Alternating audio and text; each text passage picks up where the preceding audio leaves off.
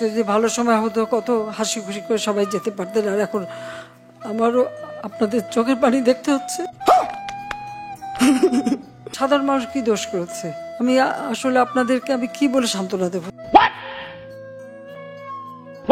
আপনাদের কাছে শুধু এটুকু বলবো যে আপনারা সবর করেন আর আল্লাহকে ডাকেন যেন এই সমস্ত খুনি জালেম এদের হাত থেকে আমাদের দেশটা যেন রেহাই পায়।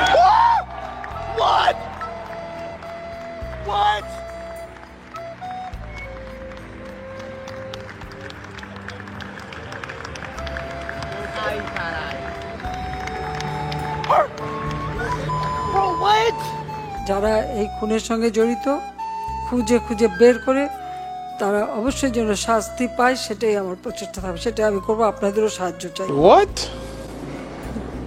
Bro, what are you talking about? যদি আপনারা কিছু জানেন সেটা আমাদের জানাবেন, কারণ এইভাবে বারবার বাংলাদেশটাকে নিয়ে খেলা এটা আর হতে দেওয়া যায় না। আর মানুষ মেরে লাশ ঝুলিয়ে রাখার মতো এই বর্বরতা, জানোয়ারের মতো ব্যবহার, এটা কি কোনো একজন মুসলমানের লাশ ঝুলায় রাখবে পা বেঁধে? যারা এগুলির সাথে জড়িত অবশ্যই তাদের বিচার হবে, তাদের বিচার করতে হবে, নইলে মানুষের নিরাপত্তা দেওয়া যাবে না। আমি তো বুঝি আপনাদের বেদনা। সজন হাব ব্যথা ভুলান না। এমনকি লাশটাও তো দেখতে পারিনি।